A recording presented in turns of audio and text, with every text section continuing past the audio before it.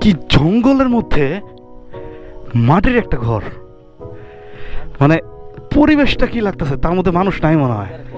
তোর কাছে এটা নর্মাল লাগতেছে? ভয় লাগে, আতঙ্কিত, আমার আতঙ্কপূর্ণ একটা জায়গা। আতঙ্কপূর্ণ বলতে কোনো শব্দ আছে? বাম না ডান? বাম না ডান? বামে মনে হয়, তাই না নাকি? হায় হায়, দুইটাই তো ভয় লাগতেছে রে।